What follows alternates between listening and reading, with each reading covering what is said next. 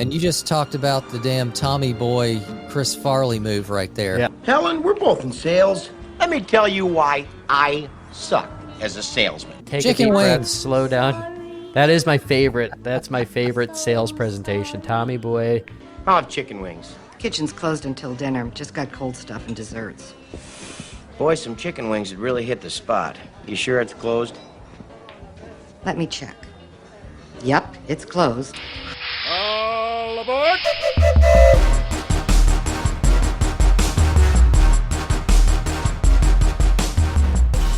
Outdoor service owners, rise and shine. It's time to start fueling your success one adventure at a time. Welcome back to Outdoors the Entrepreneur, brought to you by House Call Pro, where business owners come to explore ways to take charge and level up. We are your hosts. I am Kevin Fontaine, and this is Patrick Harders. Join us on this journey every Wednesday. Like, comment, subscribe on our YouTube channel, and listen to wherever you get your podcast. And follow us on our social media platforms at Outdoorsy Boss. Hey, Pat, what's going on? Hey, Kevin, how are you? This is an exciting topic. It's one I love the most, sales. So sales is, I think, the closest thing we get to combat sports and, really getting that competitive juices going is the sales process. And, so many people are nervous of it, but it's so much fun. Yeah, sales. You got to have sales, right?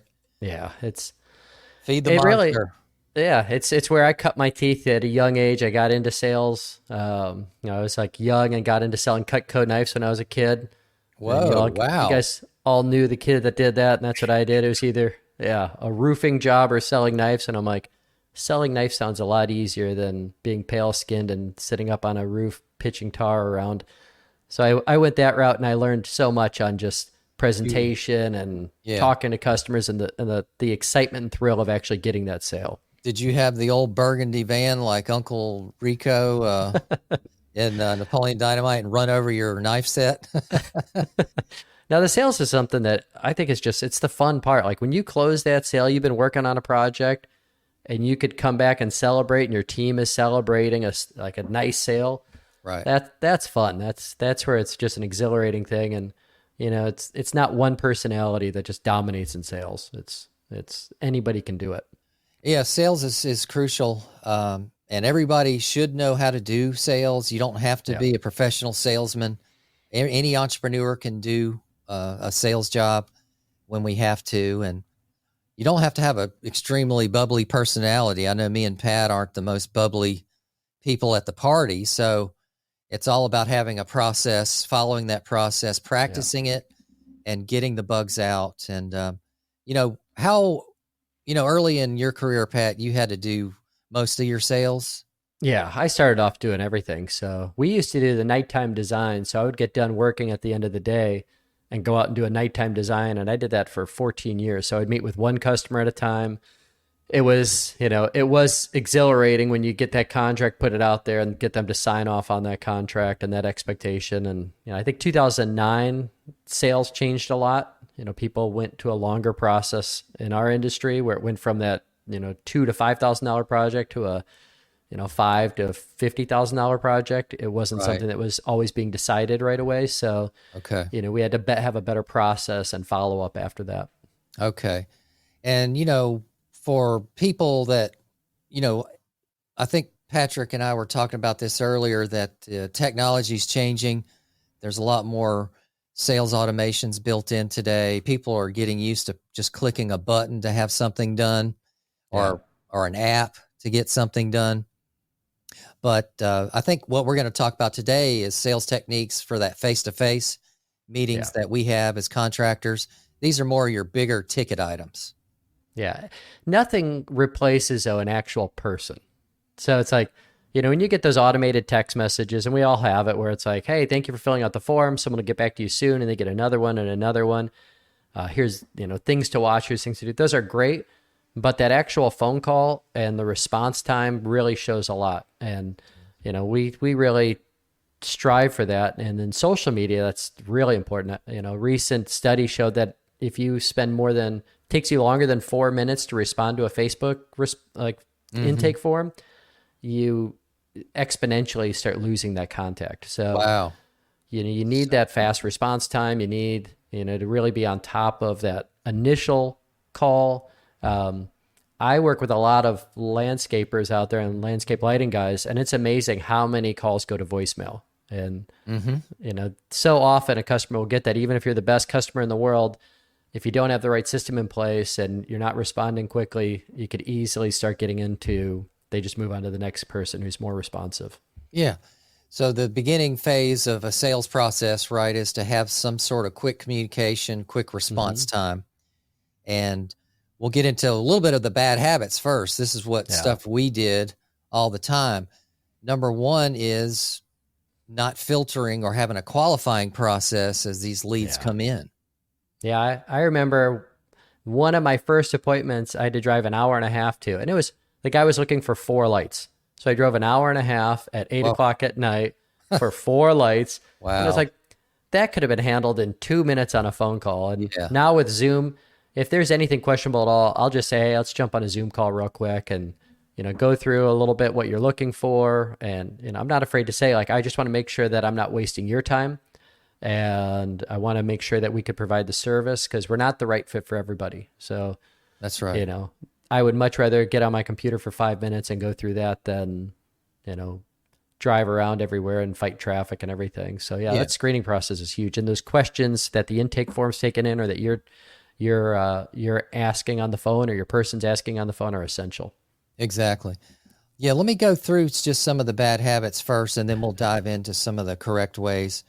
So not having a qualifying or a filtering process, arriving unprepared, badly dressed, dirty car, following the client around like a puppy dog with no process to guide them through right from the start, taking notes, not taking notes, and being distracted. Your phone's on, people are calling you. And then the old email and spray, or the email and pray, and trying to just move on to the next customer. I already sent the quote. He's good. Don't want to bother him. Yeah, right. So let's look at some of the correct paths to take as you look at to try to improve your own sales technique or process. So any entrepreneur can provide sales. It doesn't have to require a bubbly personality. You just have to have a thorough sales framework and process to follow. Practice, practice, practice, and work on varying speech types. Pat, do you have a formal or just an informal type, do you think? Or I think we're pretty formal in the sales process. We talk about processes and systems, and this is one thing that I think we focus a lot on, is that sales process. I naturally gravitate towards that. I think you said it doesn't matter your personality of being like bubbly and anything like that, but being authentic. So I'm not a closer. I'm not somebody that's going to shove something down someone's throat. Right. But being authentic and being really passionate about what you do should just exude from your meeting with that customer. They should get done with it and, know you really love what you do. Yeah. So as these prospects come in, let's break down how this all works. So prospects is number one in our stage.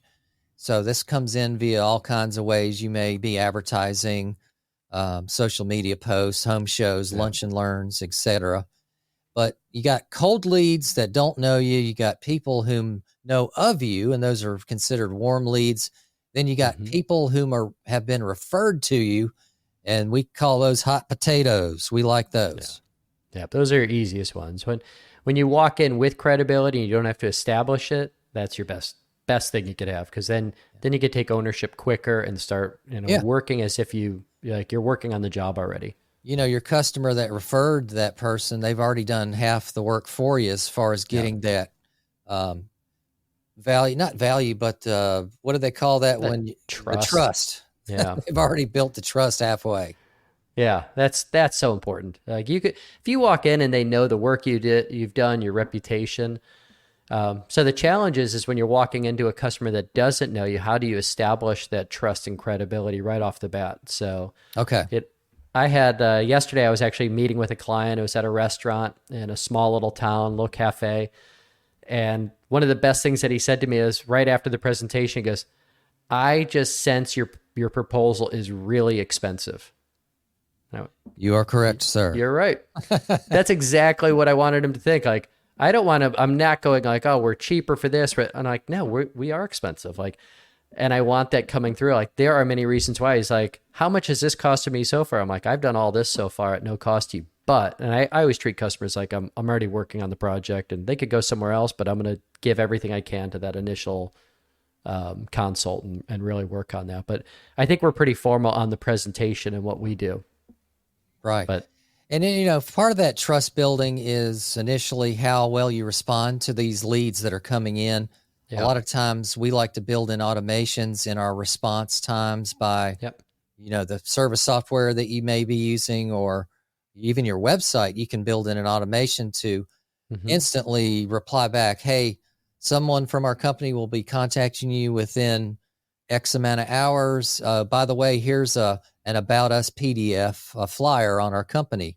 Yeah. You can add to that. So that's a great first step that shows instantaneous responses. And then boom, they expect someone will call them and they feel better. And a good thing about that is, Pat, that when someone gets an automated response via an app or whatever system you've put in place, they're less apt to keep calling other people. Mm-hmm. And I don't get any response. I'm just going to keep calling until I get someone I'm talking to. Well, it's just natural. 70% of your sales process is just showing up. Okay. Like, you're going to get a lot of sales by simply answering the phones, showing up early. You know, we talked about professionalism, and that's a whole nother thing. But just your response time and showing up and being there when you said you were going to be there, because in this industry, that's something that your competitors struggle with. Like, the average contractor is just so busy that if you can make that a priority, like, hey, I've got to be somewhere at 10 o'clock. I'm not leaving one job at 10:30 and calling the customer with bad news or just showing up an hour late. Right. You know, we're 10 minutes early. We have everything prepped. We're ready to go. We're dressed right.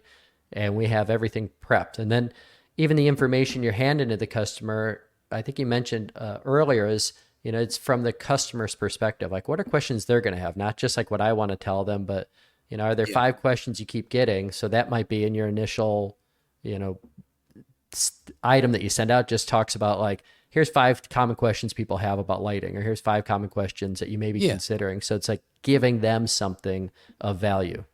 Okay. Yeah. And let's go down the list here. So we got prospects. We've covered that. Instant response. Okay.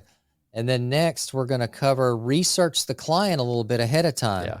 You know, as these clients put in a contact form from your website, et cetera, before I schedule that callback as a salesperson, I'm going to research them a little bit, find out what neighborhood they're in, how far away they are from our shop, et cetera, and maybe some services we've done around them before. So I have some sense of cost that I can talk to them about.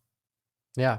We go to Zillow a lot, and that's just a great website. Is, you know, we'll go and look at the house, what the house looks like from the inside.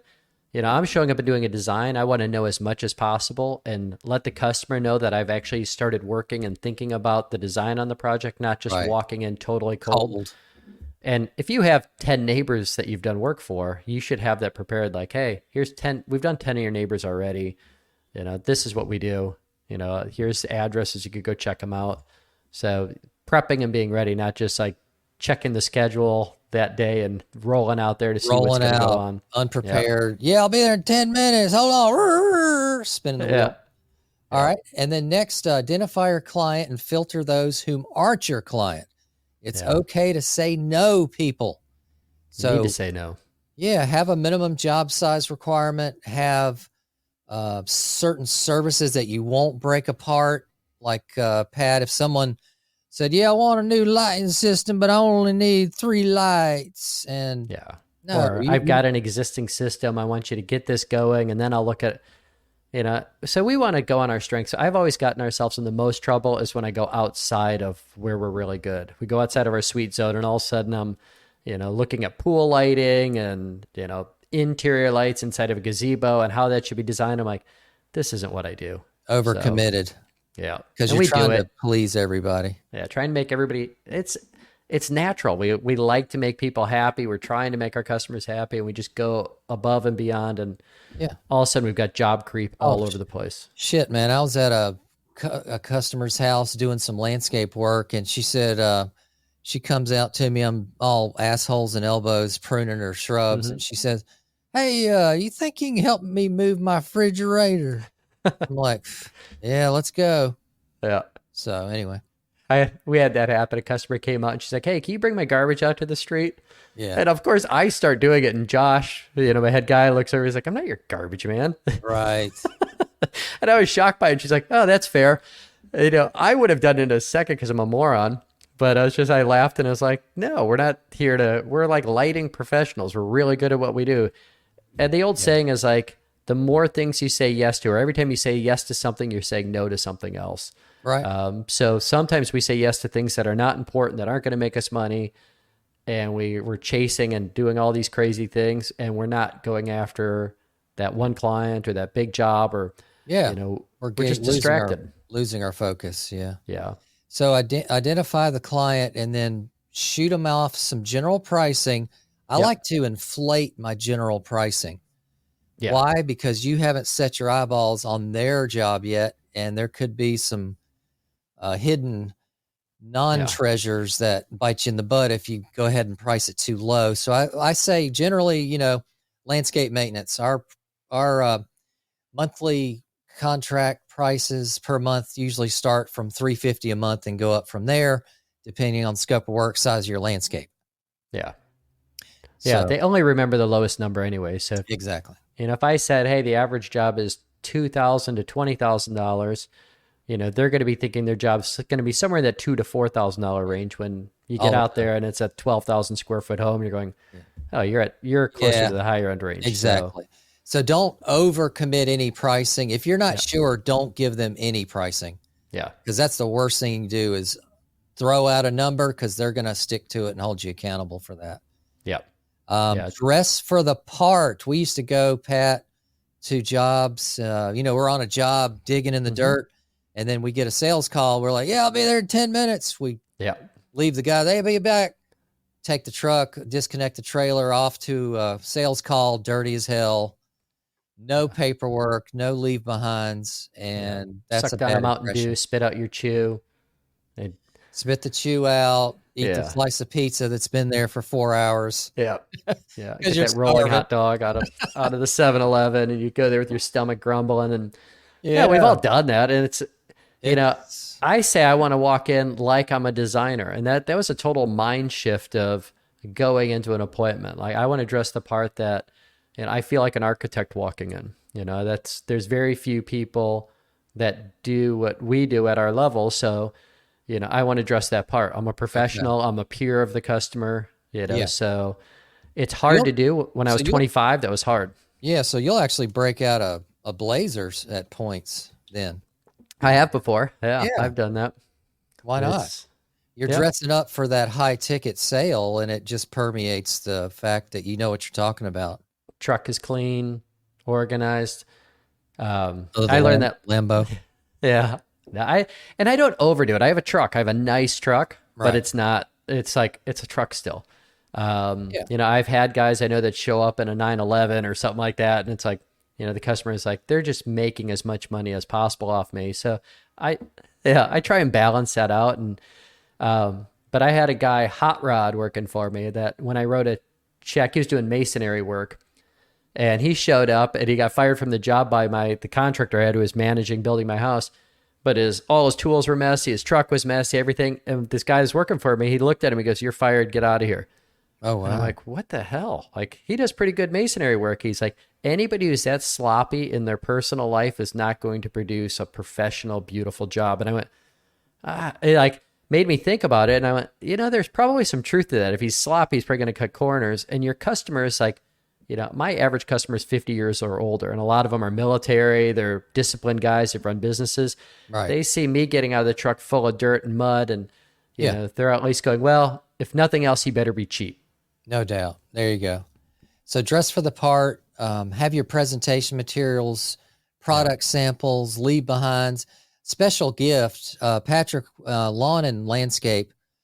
What we used to do is bring everybody we met with a packet of seeds and something else, some swag, like a koozie, something cool just Yeah. lightweight, just to say, hey, we appreciate you. We actually had also a neighbor across the street that made their own custom coffee. Mm-hmm. And we got these little mini bags made with our little logo on sticker on there. We'd Okay. bring them something like that. Just kind You of do that hey, on the excellent. presentation? Yeah, we do it right at the beginning of the meeting. Say, hey, here's a Okay. little something for you. We thought you might like. It's just a hobnob, like Yeah. smoothie Icebreaker. type. Yeah, icebreaker. Yeah. As you're shaking their hand, and then so next step, after you've got that initial meeting, you're there, you're looking great, you've got some Mhm. leave behind, some product samples. Now's the time to be confident in what you're doing. Hopefully you've practiced this routine and worked out the bugs, because now you're going to explain to them why, what, and how of what you Yeah. do.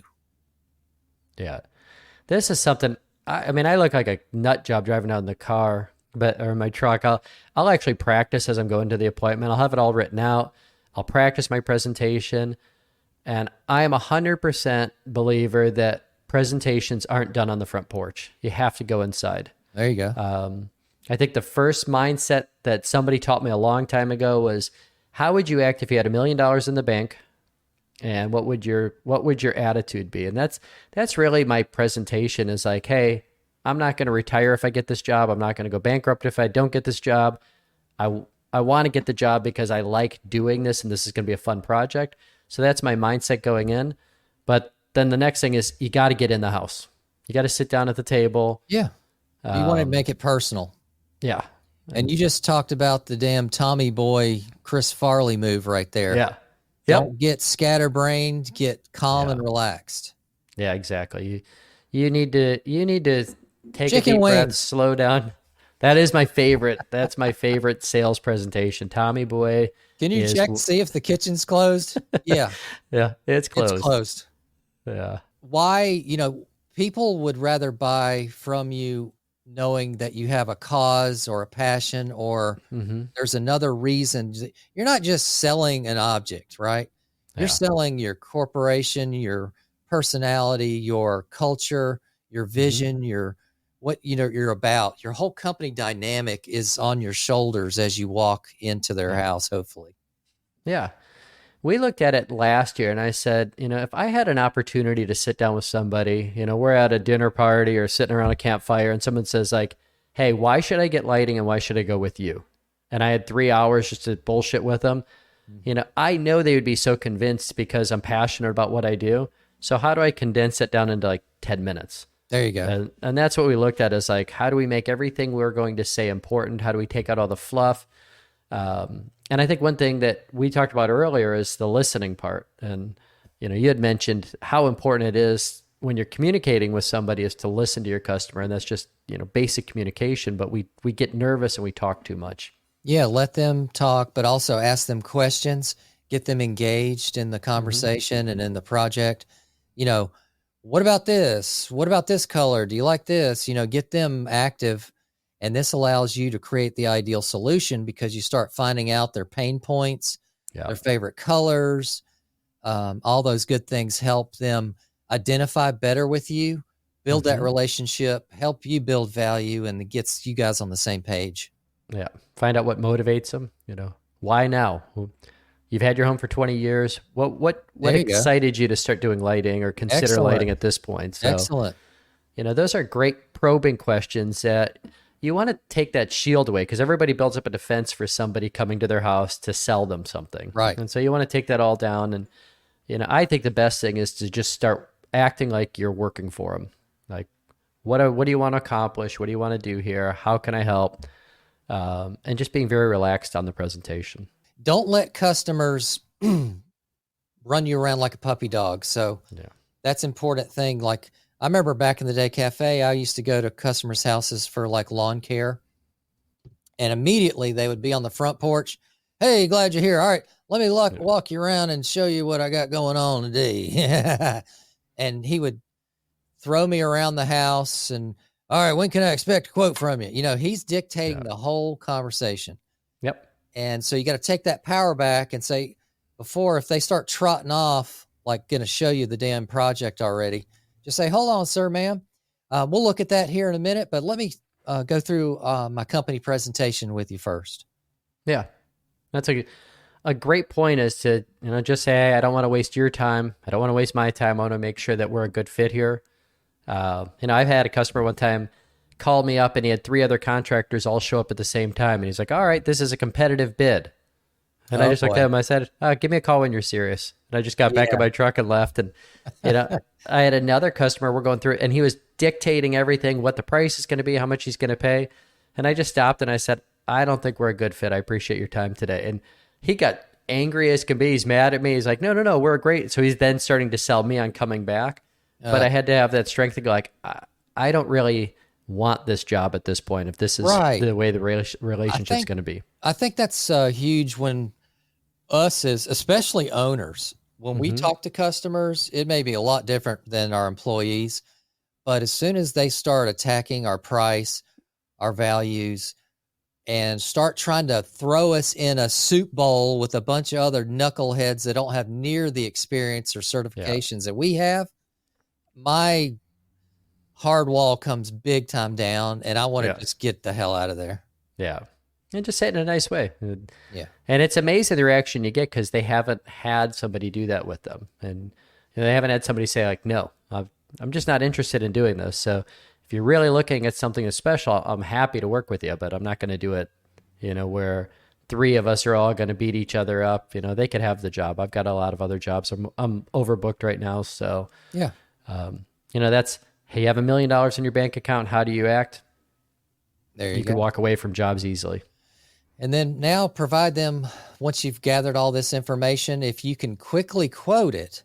Yeah. The best time is now. Use service software like House Call Pro or any type of thing, maybe Excel sheets, etc. But if you're able to quote it right then and there, please do accurately, and then give them that solution. But the best thing too is also think about a little bit of options in what you're showing them, because you don't want to pigeonhole someone into one option only. Give them a cheaper solution and a more expensive one maybe, but people like choices. Yeah, not where you overcomplicate it. Right.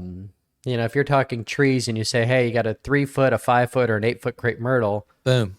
These are your 3 options. The 3-foot's going to look great in 3 years, but you're sacrificing a little bit.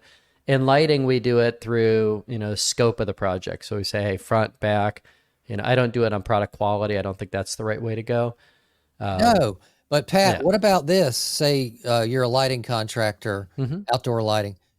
Have a good, better, best, but the way that works is good is, hey, we're only going to do the front now. Yeah. Better, we're going to do the front and sides, and you get a slight discount because we're doing more scope. Yep. Best, we're doing your front, sides, and back, and guess what? We got an efficiency savings built in. Boom, you're saving $300 if you sign here today. Yep. It can be that. And I think the other thing is your expectation. Like, you shouldn't be shocked when somebody signs right there. It should be an expectation like, hey, if I'm going to put this much effort, like by the time you've done the advertising, researched the customer, came up with the design, you went through all this process, there's no reason that they shouldn't move forward with you. And that confidence is huge. Just go ahead and sign here. We'll go ahead and start get Miss Utility called. We'll be out next Friday. Go ahead and get the job going and hand it over to them and then shut up. That's one thing we don't do is we get nervous at that. Once you ask for the orders, we start talking, and you lose every time once you do that. You just got to be quiet and sit back. Yeah.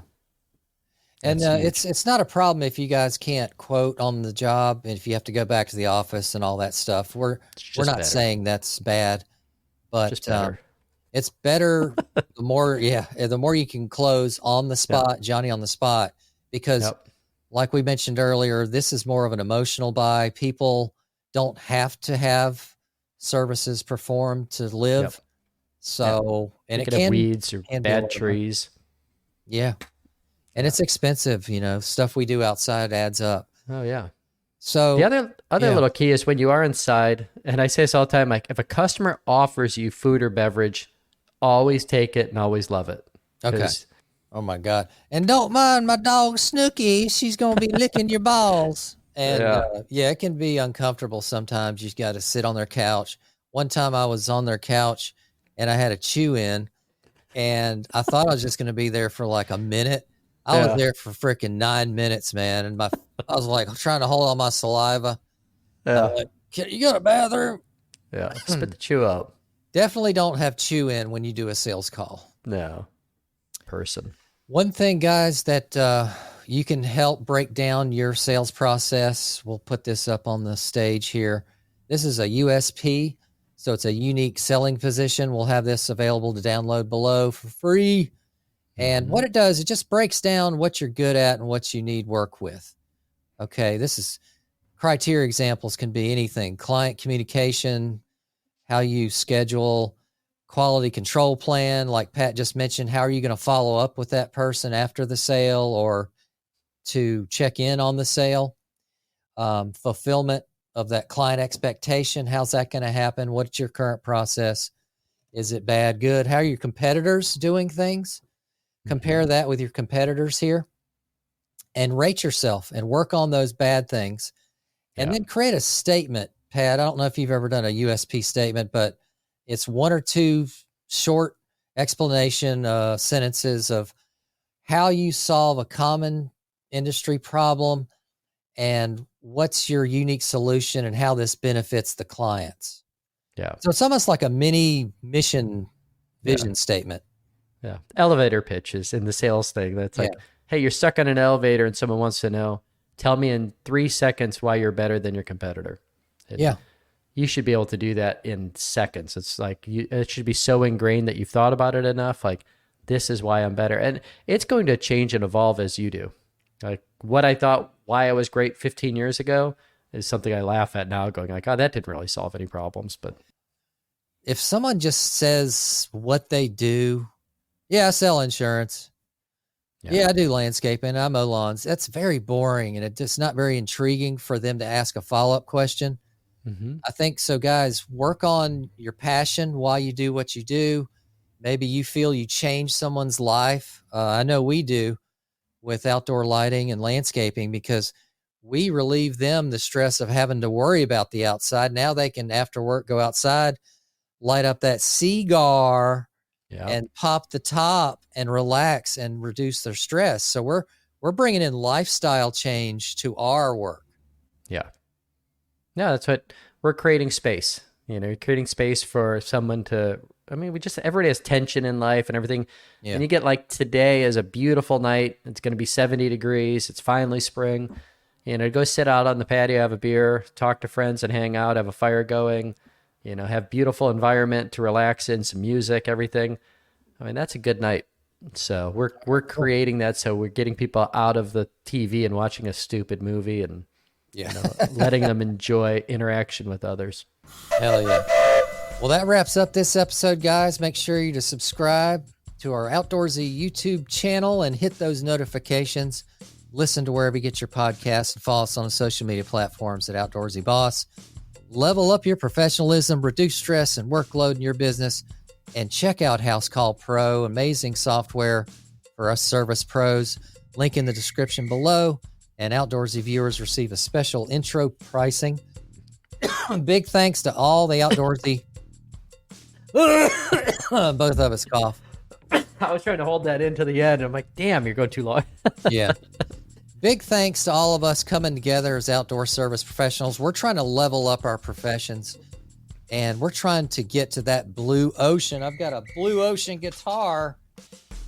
I got a shark guitar. Yang, yang, dang, dang, dang, dang, dang, dang. So blue ocean strategy, guys, that's what we try to do. And we're trying to elevate ourselves to improve our lives, our families, make more money, obviously. But in the end, it's all about building that legacy business where we can pass the baton on to our sons and on. Pat's crying about it. Oh, Pat. I'm breaking up. Now the lights in my eye and coughed. But the end goal is to elevate ourselves, develop a niche, pass a baton to our family, or maybe franchise or sell. But we got to build this triangular up every day. And we're here every Wednesday, guys. Like us, subscribe, comment, please. What would you like to see next? Ask us questions. We'd love to hear from you. So can't wait to see you guys in the next episode. See you Wednesday. See ya. All aboard!